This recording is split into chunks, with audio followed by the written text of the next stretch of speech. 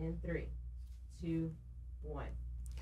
President Trump talks about the NFL's new ban on kneeling during the national anthem. Plus, we meet the most entitled 30-year-old in America and bring you the latest on Spygate 2018. I'm Ben Shapiro. This is The Ben Shapiro Show.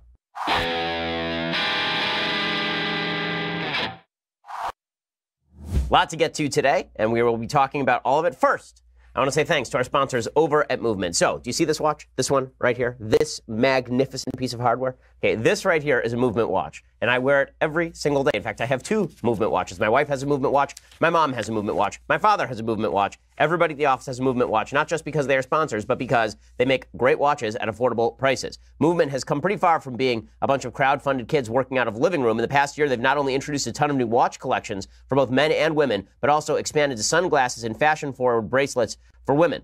Okay, these watches are they are simple and clean looking.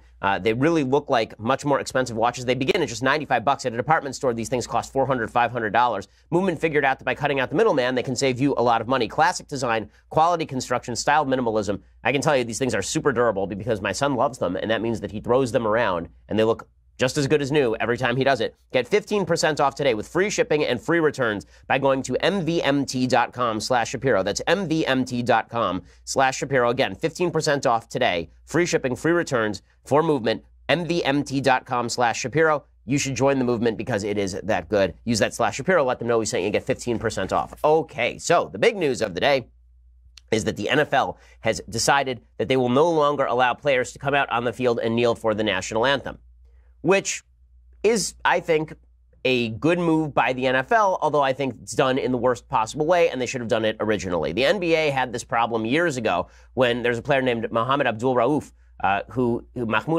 he was a guard, I believe, for the Denver Nuggets, and he didn't want to stand up for the national anthem. He was fined, and pretty quickly he ended up standing for the national anthem. Steve Nash refused to put his hand over his heart for the national anthem. I believe he was fined as well. The NBA has always had this rule. The NFL never should have allowed the politicization of its games. It is a product. When your product is politicized, then you take action to prevent that politicization. But the NFL wanted to reach out to new audiences, and so not only did they support the politicization, they actually forwarded the politicization. Even before the national anthem protests, if you recall, all the way back to 2013, 2014, during the Ferguson issues in 2014, there were a bunch of players who ran out onto the field doing the hands up, don't shoot motion, no fine. But there were people who wanted to wear gear that honored the slain Dallas police officers in 2015, and the NFL threatened to fine them, before the NFL backed down. So the NFL took positions on these issues in the worst and stupidest possible way. Well, now the NFL has decided they're going to come out and ban the kneeling altogether. ESPN reports the new policy subjects teams to a fine if a player or other team personnel do not show respect for the anthem. That includes any attempt to sit or kneel, as dozens of players have done during the past 2 seasons. Those teams will also have the option to fine any team personnel, including players, for the infraction. So Roger Goodell, who I think has been rather a not good NFL commissioner, actually. He's been the beneficiary of tremendous growth in the NFL. I'm not sure it's because of Roger Goodell, however. He said this season, all league and team personnel shall stand and show respect for the flag and the anthem. Personnel who choose not to stand for the anthem may stay in the locker room until after the anthem has been performed. We believe today's decision will keep our focus on the game and the extraordinary athletes who play it and on our fans who enjoy it. And the 32 teams agreed to the following requirements. All team and league personnel on the field shall stand and show respect for the flag and the anthem. The game operations manual will be revised to remove the requirement that all players be on the field for the anthem, so you can stay in the locker room. Personnel who choose not to stand for the anthem may stand in the locker room or a similar location off the field until after the anthem has been performed. A club will be fined by the league if its personnel are on the field and do not stand and show respect for the flag and the anthem. Each club may develop its own work rules consistent with the above principles regarding its personnel who do not stand and show respect for the flag and the anthem. The commissioner will impose appropriate discipline on league personnel who do not stand and show respect for the flag and the anthem. Okay, so what is the actual practical effect of this going to be? A bunch of people are going to stay in the locker room out of solidarity with people who would kneel but were not allowed to. As I said last year during the actual national anthem controversy, I think it is stupid and counterproductive to kneel for the national anthem. I think it is disrespectful, but I don't think that players should do anything beyond. If they want to stand with their fellows, they should just stand with their fellows. Instead of kneeling with their fellows, they should stand there and put their hand on their shoulder, something like that. And I think what you will see is solidarity with these guys, and a lot of people will now stay in the locker room. So we'll get to rehash this entire controversy all over again, or things will get even worse, and what you will see is a bunch of players stay in the locker room, and the owners, in order to virtue signal to the left, will decide to pay the fines. And that's what you're getting from New York Jets chairman Christopher Johnson, who says he'll take the hit. He said, I do not like imposing any club-specific rules. If somebody on the Jets takes a knee, that fine will be borne by the organization, by me, not the players. I never want to put restrictions on the speech of our players. So I prefer that they stand, of course, but I understand if they felt the need to protest. There are some big complicated issues that we're all struggling with, and our players are on the front lines. I don't want to come down on them like a ton of bricks, and I won't. There will be no club fines or suspensions or any sort of repercussions. If the team gets fined, that's just something I'll have to bear. I think you're going to see a lot of other owners follow suit, and then owners who don't follow suit will be called antagonists of free speech, people who don't support free speech, and this controversy will just continue. Well, President Trump responded to all of this by celebrating. This is a big victory for President Trump culturally, and because everything in our politics has broken down into stupid conversations over winners and losers as opposed to what's good for the country, this has turned into a big win for Trump. And Trump not only says that it's a big win for Trump because Trump got the NFL to cave and change their policy, but it's a big win for America. Here's President Trump explaining.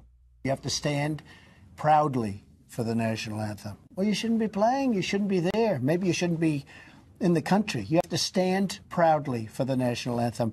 And the NFL owners did the right thing if that's what they've done. Okay, so here's the reality. You don't have to stand for the national anthem in the United States. Should you stand? Sure. Is it a sign of respect for the nation? Yes. And all of the players who are black and who are protesting about supposed police brutality against black folks, I think that they would be better served to take a play from the playbook of Frederick Douglass or a play from the playbook of Martin Luther King and say, listen, I'm going to stand for the anthem because the anthem is mine too. And then they can come out and they can say, and I don't think we're living up to the anthem. It's not like these guys have no platform. They do have a platform. When celebrities speak, people listen. But kneeling for the national anthem was a crude method of attempting to draw attention and actually created more of a backlash than it was meant to do. I do not think it is appropriate for the president of the United States to be inserting himself in these controversies. I don't. I don't think it was appropriate when Obama did it. I don't think it's appropriate when President Trump does it. President Obama, the Obama administration inserted themselves into controversies like this in North Carolina when there was an act at the local level in Charlotte to prevent transgender people from using opposite-sex bathrooms. And there was a boycott of the NCAA, and the entire left supported it. They thought this is great. The NCAA was not going to allow Final Four games to be played in North Carolina thanks to a local bathroom policy. They thought this was great. But if the NFL says we're not going to allow people to kneel, then it's a huge problem because the NFL is cracking down on free speech. Now, listen, I am a free speech absolutist, but private companies have the ability to take steps to curb free speech. Okay, there's a difference between me going and speaking at UC Berkeley and me going and speaking at DePaul University. When I spoke at DePaul University, they threatened to arrest me. They said, if you walk on this campus, even though I'd been invited by a student group, they said, if you walk on this campus, you will be arrested. And I respected that because, listen, it is a private university. Were they wrong? Were they stupid? Sure. Do they have the right to do it? You bet they do. Now, there is also a major difference, and I don't like the comparisons between, oh, you conservatives complaining about safe spaces on college campuses, but now you want a safe space at an NFL game. There is no comparison between a college campus and an NFL game. There really is not. Okay, for a simple reason. College campuses are explicitly places for exchange of ideas. When I'm invited by a student group, it is not to play football. When I'm invited by I suck at football. When I'm invited by a student group, it is specifically to give my opinion. When you go to an NFL game, you are purchasing an entertainment package to watch the NFL. And part and parcel of that is the patriotic show. So I was at the Super Bowl last year, and the Super Bowl was deeply patriotic. Deeply patriotic. For those who have never been to a game, it's not just the national anthem beforehand. It's the waving of the flag during the commercials. This was in a domed stadium, but usually it's the Blue Angels flyover. It's the whole deal. The NFL has always been heavily tied in with a lot of patriotic imagery. That's part of the products that they are selling to the American people, is that this is the all-American sport where we get together as a community every Sunday afternoon, and we remember that America is a great place, and we enjoy ourselves and just watch some people clock each other. Right? That's basically what football is all about. And it's not the NFL's fault if that product is being undercut by people on the field, and they say, listen, we're not going to withstand the fans who don't want to watch our games. We are not going to withstand the ticket sales loss, and we're not going to withstand the TV ratings loss. Okay, the entire NFL is moving in the direction of whatever the TV ratings say, and the TV ratings in 2017 were down a full 8%. That's a significant drop. Now, not all of that is due to the national anthem controversy, but certainly part of it is due to the national anthem controversy. When there have been polls done of people who say they're not watching as much NFL, something like 50% of them cite the national anthem controversy because they don't feel solidarity with the players who are kneeling for the national anthem. Okay, this is not the same thing as a college campus. Again, it's more like, first of all, I'm an outside contractor who's brought in by a student group for that free exchange of ideas. Again, college campuses are for ideas. NFL games are for playing of football and production of a product. Okay, it's more like if a college campus had a professor who taught engineering, And this engineering professor decided that they were going to talk politics at the beginning of every engineering class. And pretty soon, it turns out that all the students want to just learn engineering and they're not interested in hearing the politics. And so they all drop out of the class. Does the college now have the right to lay the guy off? In my opinion, the college does have the right to lay the guy off. He's speaking outside of his realm of his political purview. If you were in poli-sci, it's a little bit of a different story. If he's in engineering, he is there to provide an engineering product. And if the engineering product does not meet specifications, the college can do what it wants. And that's not quite the same thing as a student group inviting someone for a political conversation and then the college cracking down on a political side of that political conversation. Okay, the case that's being made on campus is that this is a safe space and that people with differing political points of view in an inherently political area should not be able to speak.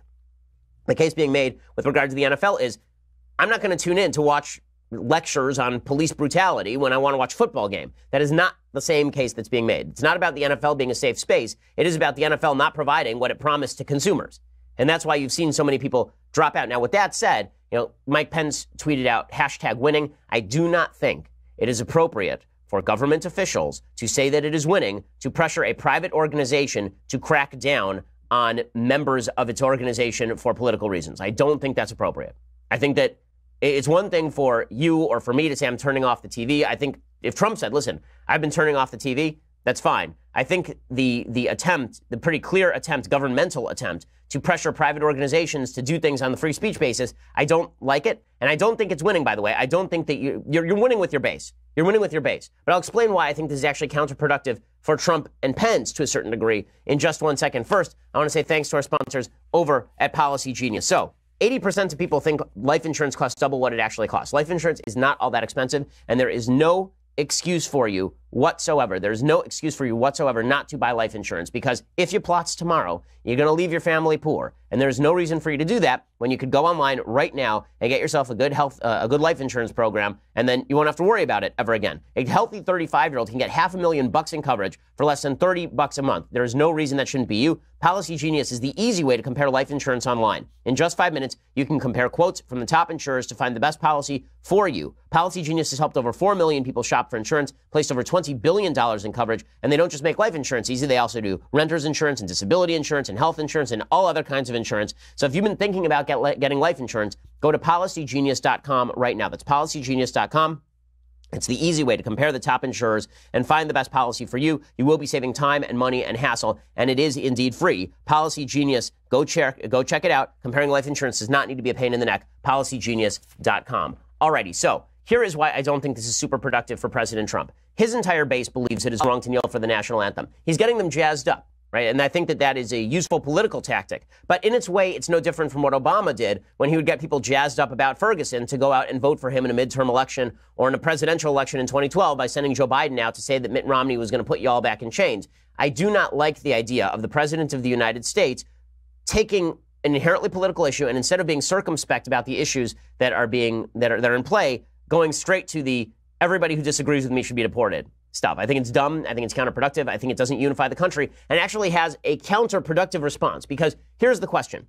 For Trump, it's all about the political win. I get it. Okay, he's a politician. It's about the political win. But for the country, what I would like is more Americans to believe that standing for the national anthem is an inherent good, not fewer Americans. The polls show that before President Trump got involved in this particular issue, something like 75%, 80% of Americans thought that it was stupid and wrong to kneel for the national anthem. Now that Trump has gotten himself involved, it's more like 55 or 60%. So it's a win for Trump because a majority of the public still agrees with him. But it is not a win for America if 20% of the public now believes the other way simply because they don't like President Trump. So again, I understand the gut level response of President Trump, which is what he is. It's what he does. I understand why that's popular, but I don't think that it's productive for the country. Now, with all of that said, it was not Trump who politicized the NFL. It was the NFL players who politicized the NFL long before Trump was even involved with this. Okay, they were the ones who decided to kneel for the national anthem. They were the ones who decided to wear socks, as Colin Kaepernick did, with the depiction of cops as pigs. That was their decision to make.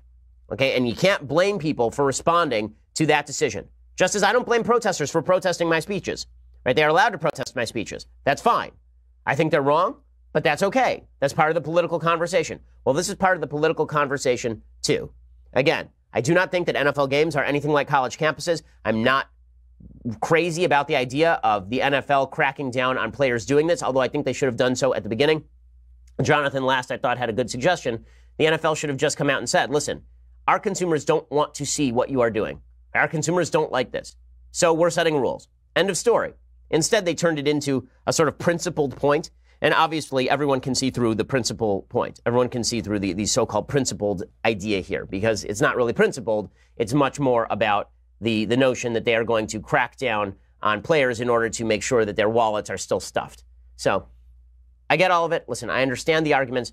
I'm just not in love with it. I know a lot of people on the right are very much in love with this today. Oh, it's a big win. I'm not in love with it as much as everybody else, because I see the danger in private organizations seeing political speech as a serious problem, although I agree that the NFL's product is being seriously compromised by all of this. Okay, meanwhile, speaking of people who need a safe space, I have to show you this tape. There's a 30-year-old who was evicted from his home in a judicial proceeding. So he's a 30-year-old unemployed man. He's a self-described conservative who was evicted by his parents. So the host of CNN, Brooke Baldwin, had this guy on. This guy's obviously a crazy person. The guy is named Michael Rotondo, and it did not go well for him.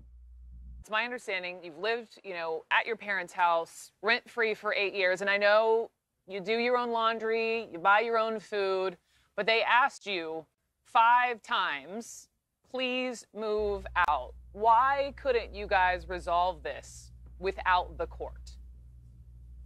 I would consider much of what they were doing to try to get me out as a tax, and what I was just. I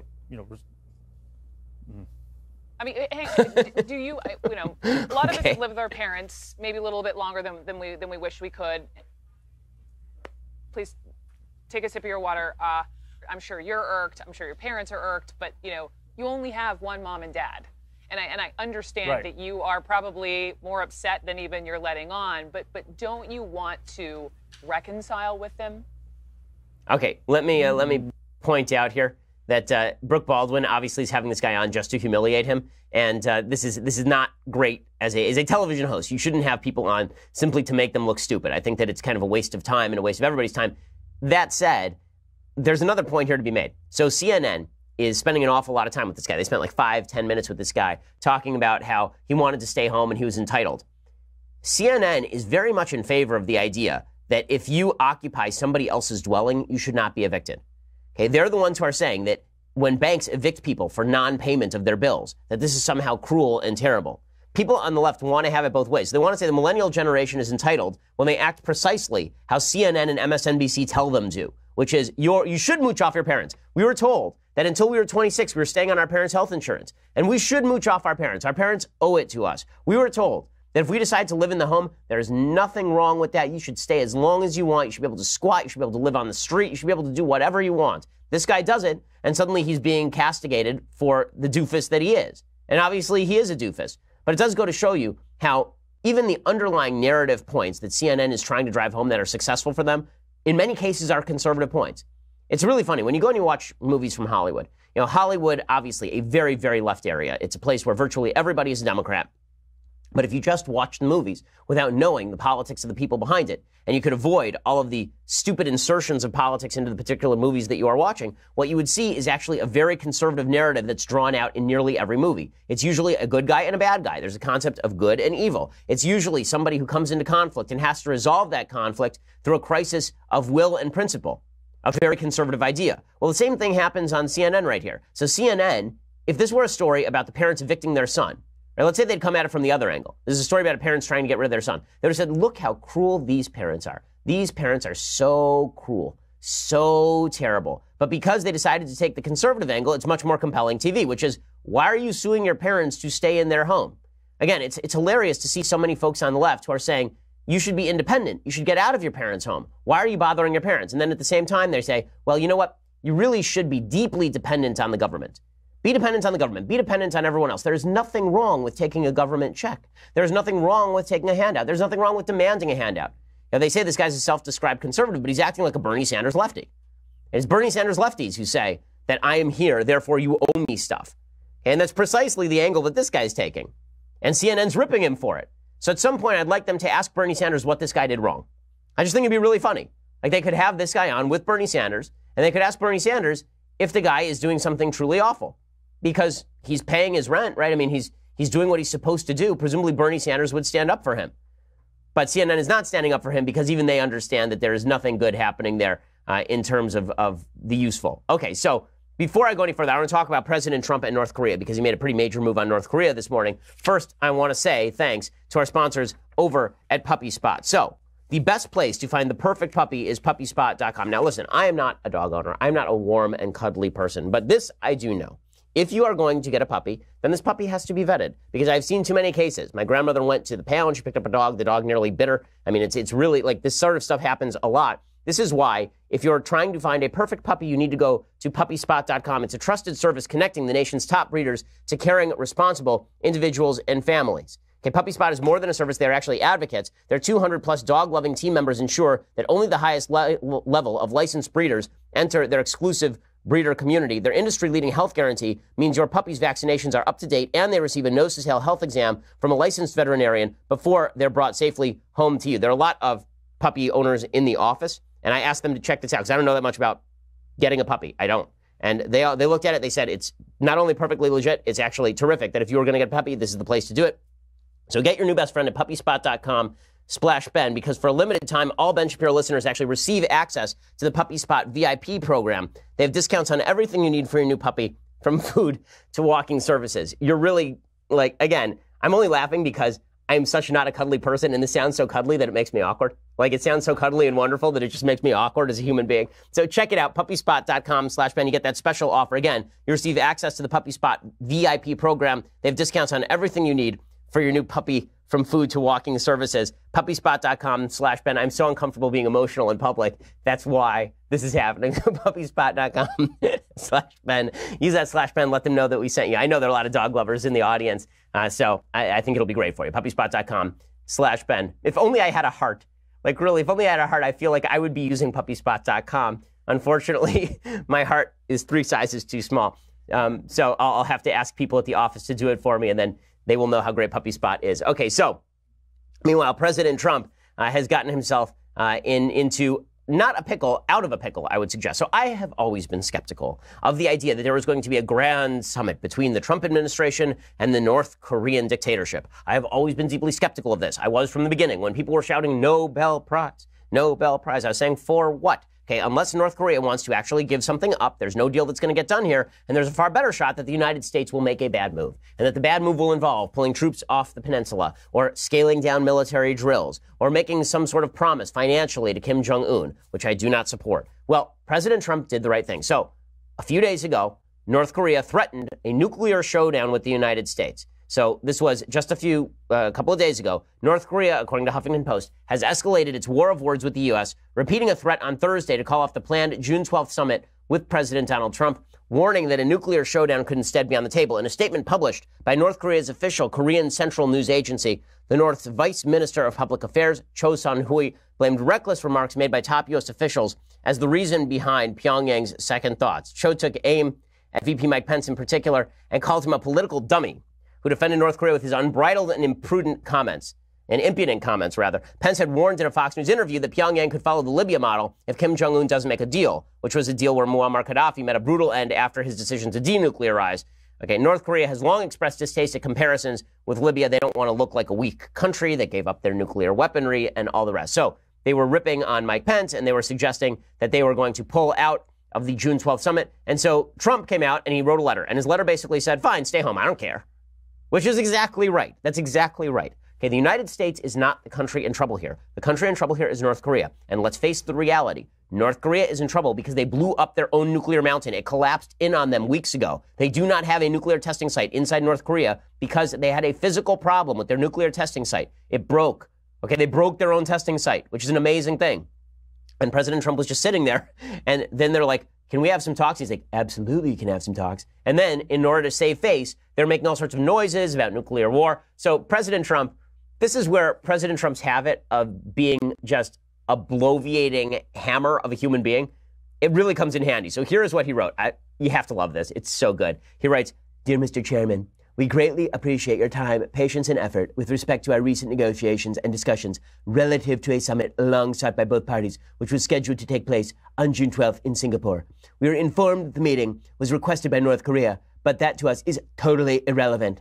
I was very much looking forward to being there with you. Sadly, based on the tremendous anger and open hostility displayed in your most recent statement, I feel it is inappropriate at this time to have this long-planned meeting.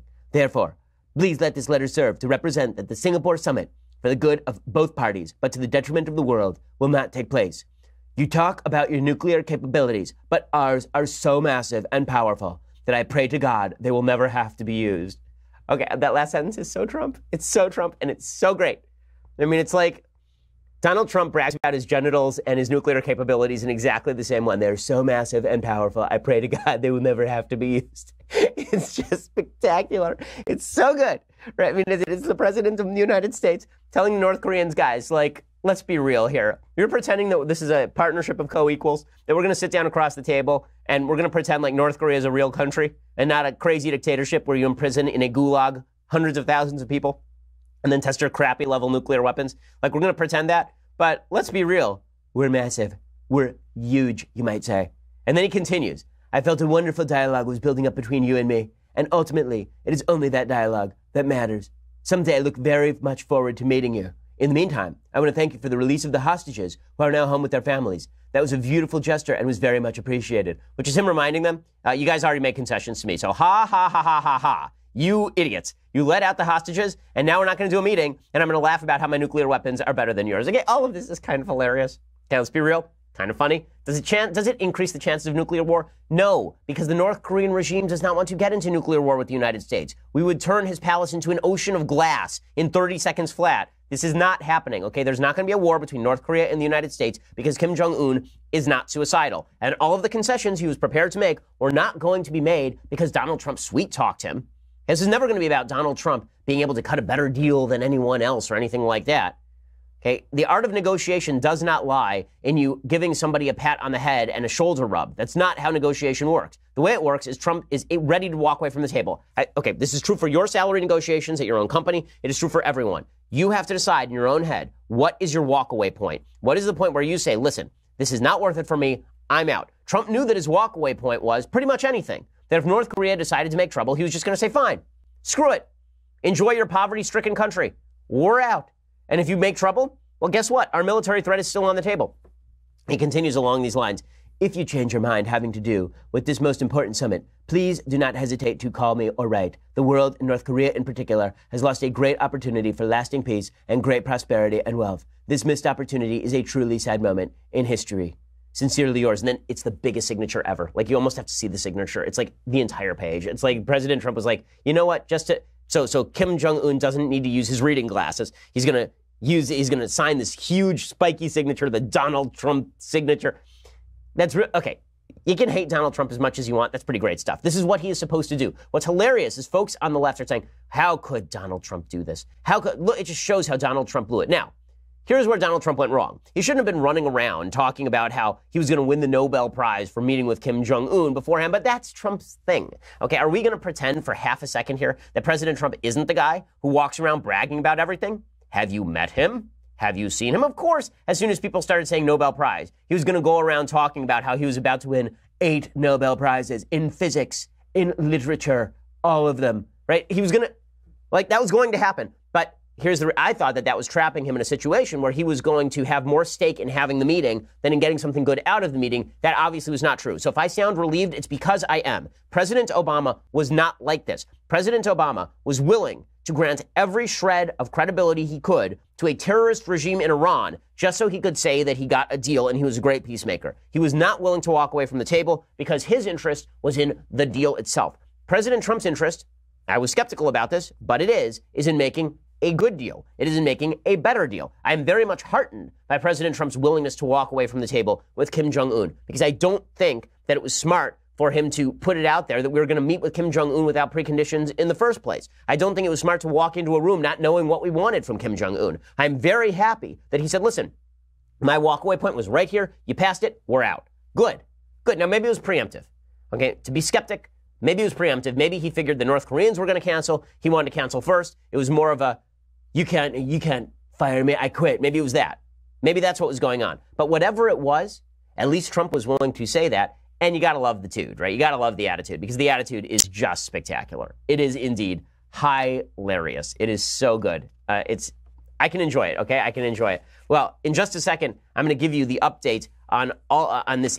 I have to talk to you about this judicial decision about Trump's Twitter feed because it's just ridiculous. But first, I want to say thanks to our sponsors over at Software Advice. So you're dealing with a real head scratcher with your go-to person on a call because you don't have the right software, okay? You're running a business. You don't know what software to use. I'm an ignoramus about software, and I don't even know who to ask about software, right? I have people who work for me who have to decide what kind of software we use at our company because we use a bunch of different types of software. Well, this is why you need Software Advice. When it comes to picking the right software for your business, Software Advice has done all of the research for you. Their team of advisors can point you in the right direction so you can start working more effectively right away. It is absolutely free. All you do is go to softwareadvice.com/Ben and you answer a few short questions about your business. And then you are connected with an advisor to discuss the best software options for your needs. You know, a lot of the time you think that it's your employees aren't doing the right amount of work, they're not working properly. I promise you, half the problems at your company are probably technological, particularly if you haven't updated your software in a little while. I mean, we save a lot of money here at the company by using updated software on a regular basis. This is why you need softwareadvice.com. So check it out. Whether you're a medical professional, a construction manager, an HR pro, you should go to softwareadvice.com/Ben and you can talk to an advisor in just 10 minutes or less. Okay, it can take 10 minutes or less to talk to someone who can help your business and save you, I really think, serious time and serious dollars.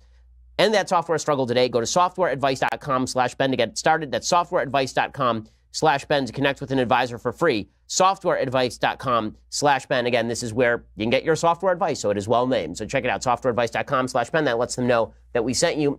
Upgrade your business. Okay, you can get all the advice you need right now instead of having to shop around, talk to 10,000 people. Don't do that. Go to softwareadvice.com/Ben. Okay, so I do want to talk about the latest on the so-called Trump scandals. I want to talk about an insane and ridiculous Twitter controversy. But first, you're going to have to go over to Daily Wire. So for $9.99 a month, go over to Daily Wire, get the subscription. My show, Klavan's show, Knowles' show. Get all of those things past the paywall, which is great. And you also get to be part of the mailbag, which we'll be doing tomorrow here on the Ben Shapiro Show, which is a blast. You also get first access to our events. So we have events coming up in Phoenix and Dallas, nearly sold out. DailyWire.com/events. DailyWire.com/events to get the tickets now. But if you'd been a subscriber, then you would have been the first to have access to those. So our VIPs are sold out, I believe, in both places at this point. So it's too late for you now, I think. But if you'd been a subscriber, then you would have had first access. Like virtually all of our VIP tickets sold out before the tickets were even open to non-subscribers. So if you want to be a VIP ticket holder, you basically have to subscribe. So go check that out right now. For $99 a year, you get the annual subscription, which comes along with this, the very greatest in all beverage vessels. Look at this magnificent piece of vesselry. It is astonishing. When you drink from this, your health is restored, your mind is restored, your soul is restored to you.